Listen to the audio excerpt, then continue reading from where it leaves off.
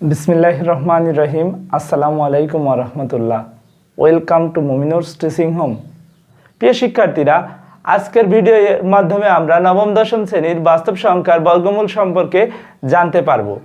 আমাদের আজকের আলোচনার পরিসর হচ্ছে মূল অধ্যায়ের 19-এর ক খ গ ঘ সম্পর্কে আলোচনা করা। এখন আমাদের আলোচনার মূল টপিক হলো বাস্তব সংখ্যার বর্গমূল নির্ণয় এবং আমাদের প্রশ্নে দেওয়া ছিল 4 দশমিক স্থান পর্যন্ত মান নির্ণয় করতে হবে, 3 দশমিক স্থান পর্যন্ত মানের ফলাফলটা আমাদের লিখতে হবে। এখন ক নম্বর অঙ্কে শুরু এবং খ নম্বর অঙ্ক শুরু করার আগে একটা কথা বলি, তোমাদের যে মানটা দেওয়া থাকবে এটা যদি তোমাদের টিকে দেওয়া থাকে, অর্থাৎ 12 বা 0.25 এর মাথায় পৌনঃপুনিক এই সংখ্যাগুলো যদি টিকে মান দেওয়া থাকে, তাহলে তোমরা সম্পূর্ণ অঙ্কটা না করে শুধুমাত্র এমন একটি ক্যালকুলেটরে রুট করবে এবং মান বসাই দিবে। আমরা যে অঙ্কের সমাধানগুলো করেছি এগুলো আমরা যে অঙ্কের সমাধানগুলো করেছি এগুলো ক্যালকুলেটরে আগে মান নির্ণয় করে নিয়েছি, তারপরে সেই অনুযায়ী অঙ্কটা করেছি। এতে আমাদের অঙ্কটা করা অনেক সহজ হয়। তাই সবাইকে অনুরোধ করব, যখন বইয়ে মূল অঙ্কের সমাধান চাই সেটা শেখার জন্য এই পর্ব 11 ভিডিওটি না টেনে সম্পূর্ণ দেখার জন্য।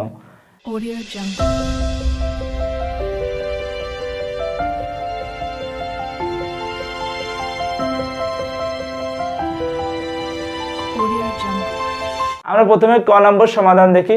12 পাশে দেয়া, 12 এর বর্গমূল 3 দিয়ে আমাদের যায়, সেই জন্য আমরা প্রথমে 3 তিরিক্ষে 9 বসাইছি। এখানে যে সংখ্যাটা বসাবো তার সাথেই মান নির্ণয় করতে হয়, আমরা জানি।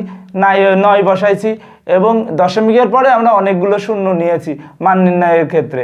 এখন দেখতে পারো তাহলে এক্ষেত্রে বিয়োগ করলে 3 আসে এবং 2টা শূন্য নিচে নামায় করবা, 3 দুগুণে 6 হয়।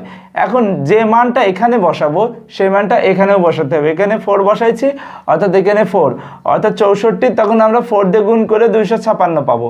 সেই মানটা বসানোর পরে আবার বিয়োগ আসবে। এখন দেখো আমাদের কিন্তু আর 3 নেই, 34 হয়ে গেছে। 34 এর যদি আমরা 2 দিয়ে গুণ করি 68 পাই, সেটা বসাইছি। এরপরে আমরা 6 দিয়ে মিলালে এটা আমরা ক্যালকুলেটরের মাধ্যমে নির্ণয় করে নিতে পারি, নয়তো এই গুণগুলো একভাবে করতে গেলে আমাদের অনেক সময় লেগে যাবে। তখন পরীক্ষায় একটা অঙ্ক করেতে আসলে তো হবে না, সময় থাকবে না। এখন দেখো 6 দিয়ে আমরা যখন গুণ করি আমরা এই 4116 পাই, সেটাও আমরা ক্যালকুলেটরের মাধ্যমে নির্ণয় করে এখানে বসাইছি।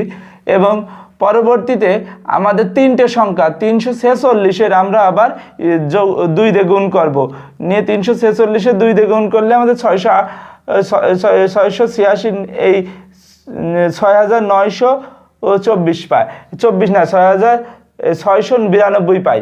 এখন দেখো এই 4 দিয়ে যদি আমরা আবার মিলই, 4 দিয়ে এই 6924-এর গুণ করলে এই মানটা পাই, সেটা বসাইছি। তারপর 6900, তারপরে এই যে মানটা আমাদের তখন এইটুকু যখন আমাদের সম্পূর্ণ হয়ে যাবে, তারপরে আমাদের মান হয়ে যায় এতটুকু, এটা দ্বিগুণ করলে এই মানটা পাই। সেই মানটার সাথে আমরা 1 গুণ করলে একবার যায় এবং এই বাকি মান অবশিষ্ট থাকে। এখন দেখো আমাদের মূল অঙ্কে বলেছে 4 দশমিক স্থান পর্যন্ত মান নির্ণয় করতে। আমরা 4 দশমিক স্থান, দশমিকের পরে 4টা মান নির্ণয় করেছি, অর্থাৎ এরপরে আমাদের এইভাবে ডট ডট দেওয়ার দরকার নেই। তাই আমরা এই পর্যন্ত নির্ণয় করে আমরা অঙ্ক রেখে দেব এবং উত্তর লেখার সময় আমরা যে সতর্কতাটা অবলম্বন করব সেটা লিখব কি, 2টা অঙ্কের কিন্তু 2টা অংশ। একটা কি 4 দশমিক স্থান পর্যন্ত মান, অর্থাৎ নির্ণেয় মান, এটা তোমরা নিচে লিখবে, আমার নিচে জায়গা নেই বলে এখানে লিখছি। নির্ণেয় মান লিখবো আমরা। প্রথমে যখন নির্ণেয় মান লিখবো তখন আমরা লিখবো 3.4641, অর্থাৎ 4টাই মান লিখব। এরপরে লিখব অতএব 3 দশমিক পর্যন্ত, 3 দশমিক পর্যন্ত। এরপরে লিখব 3 দশমিক পর্যন্ত আসন্ন বর্গমূল,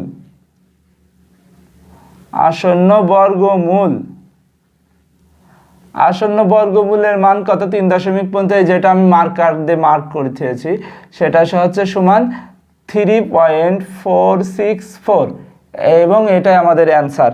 আমরা এটাই উত্তর লিখে আসবো। পরে আমরা খ নম্বর সমাধানটা দেখি। খ নম্বর সমাধানে আমাদের 0.25-এর পৌনঃপুনিক দেওয়া আছে। এই অঙ্কটা আর এই অঙ্কটা একদম সেমই অঙ্ক, কিন্তু এই যে পৌনঃপুনিকের জন্য আমরা 2.5 এই আকারে লিখে নিয়েছি। এরপরে স্বাভাবিক যেভাবে বললাম ভাগ করবে সেভাবে ভাগ করবে ক্যালকুলেটরের মাধ্যমে।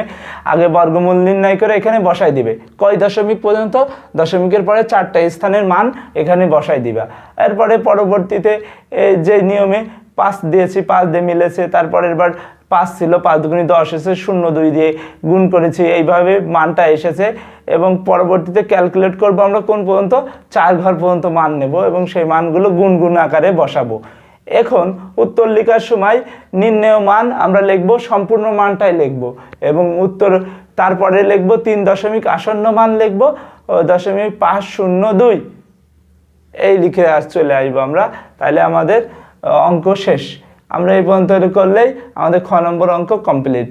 এরপরে আমরা গ এবং ঘ পর্যায়ক্রমে একটু সমাধানটা দেখে নেব। তোমরা ক্যালকুলেটরে খুব সহজে বর্গমূল নির্ণয় করতে পারো, কিন্তু এটা যদি পরীক্ষায় কোনো কারণে ক বা খতে দেয় তখন অঙ্কটা ছেড়ে আসবা না। খুব ইজি অঙ্ক, ক্যালকুলেটরের সাহায্যে দ্রুত করা যায়। প্রিয় শিক্ষার্থীরা, এ পর্যায়ে আমরা দেখে নেব 19 নম্বরের গ এবং ঘ এর সমাধান। 19 নম্বরে গ নম্বরে দেওয়া ছিল 1.34, যেটার বর্গমূল আমরা ক্যালকুলেটরের মাধ্যমে নির্ণয় করে নেব। এই মানটা পাবো, এই মানটা আমরা আগে বসাই দেব এবং এই অনুসারে আমরা বাকি অঙ্কটা কমপ্লিট করব।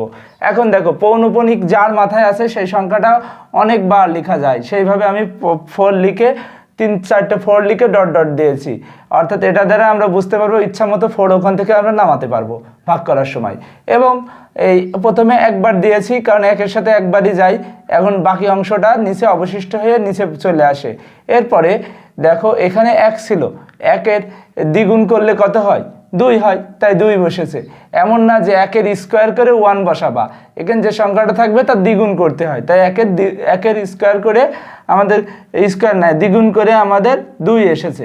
এখন দেখো এখানে 2 বসাইছি, এবার 2-এর সাথে কত দিলে 34-এর ভিতর যায়, সেটা হচ্ছে 2-এর সাথে একবার দিলে 21কে 21 এসেছে, তাই এই মানটার সাথে এই 21 এসেছে। 30 থেকে 21 বাদ দিয়েছি, আমরা পেয়েছি 13। এখান থেকে আমরা আবার 2টা 4 নামাইছি, নামায়ে এখন দেখো প্রথমে ছিল কত, 11, 11 দুগুণী কত আসে 22, এই 22 মানটা বসাইছি। এর পাশে কত বসালে এই সংখ্যাটার কাছাকাছি একটা মান পাবো, সেই জন্য আমরা 5 বসায়ে 1125 পেয়েছি, সেটা আবার বিয়োগ করেছি। বিয়োগ করে আমাদের 21,944 এসেছে। বিয়োগ করে আমাদের 219 এসেছিল, তার সাথে আমরা 219-তে যাই না বলে আবার 2টা 4 নামাইছি। এবার এইভাবে আমরা যদি 115 2 গুণ করি তাহলে পাই 230, তার মানে এই সম্পূর্ণটার গুণ করেছি 230 পাইছি 2 গুণ করে।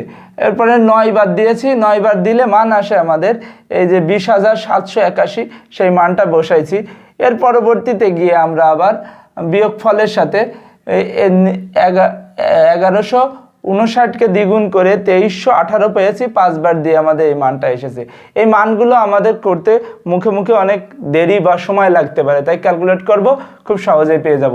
এবার যে এই 4টা মান পালাম লিখব নির্ণেয় 4 দশমিক স্থান পর্যন্ত মান 1.15995 এই মানটা লিখব এবং তার নিচে লিখব 3 দশমিক পর্যন্ত আসন্ন বর্গমূল মান 1.159। এই নম্বরে দেখি, ঘ নম্বরের সমাধানে আমরা করেছি কি, এই যে পৌনঃপুনিক মানগুলো আছে এগুলো বর্গমূলের মাধ্যমে লিখেছি। এটা ক্যালকুলেটরে আমরা লিখেছি, এই ক্যালকুলেটরে লেখার পরে এই মানটা পেয়েছি। তারপরে আমরা পরবর্তীতে একই নিয়মে ভাগ করেছি, 2 বার 2 দুগুণী 4 এসেছে, 22 দুগুণী কত হয় 44 হয়। দেখো তুমি এই মানগুলো যদি সঠিকভাবে বসাতে পারো তাহলে তোমার অঙ্কগুলো করা ইজি হয়ে যাবে। অর্থাৎ এই মানের দ্বিগুণগুলো এই মানগুলো আসে, বাকি মানগুলো গুণ করবা ক্যালকুলেটরে বসাই দিবা, যোগ বিয়োগ করবা, হয়ে যাবে। কিন্তু এই অঙ্কটা দেখার বিষয় হচ্ছে কি, শেষের মানটাই যখন 453 আসে এখানে 523 রয়েছে, অর্থাৎ এরপরে আমরা যদি সংখ্যা আনি, এরপরে সংখ্যা আনলে আনতে পারি, কিন্তু এই সংখ্যাটা কিন্তু যায় না। দেখো সংখ্যার মানটা এত হয়ে যায়, এর চেয়ে বেশি হয়ে যাচ্ছে বলে আমরা শূন্য মান দিয়ে দিয়েছি। শূন্য মান দিয়ে এই মানটা মেলে, অর্থাৎ ক্যালকুলেটরে যে মানটা এসেছিল শূন্য এসেছিল, সেই শূন্য দিয়ে আমরা যে যাই 523 থাকে। আমরা এই অঙ্কটা আর দীর্ঘায়িত করব না, এখানেই শেষ করে দেব। এরপরে এইভাবে আমরা ক খ 19-এর ক খ গ ঘ অঙ্কের সমাধানগুলো নির্ণয় করতে পারি। স্বাভাবিক ক্ষেত্রে এই অঙ্কগুলো তোমাদের বেশিরভাগ টিকে আসবে, বর্গমূল নির্ণয় করে টিকের মান নির্ণয় করতে পারবা। ভিডিওটা তোমাদের আশা করি ভালো লেগেছে। তোমরা যারা ভিডিওটা সম্পূর্ণ দেখেছো তাদেরকে অসংখ্য ধন্যবাদ। দেখা হচ্ছে পরবর্তী কোনো ভিডিওতে। সে পর্যন্ত ভালো থেকো, সুস্থ থেকো সবাই। আসসালামু আলাইকুম ওয়া রাহমাতুল্লাহ।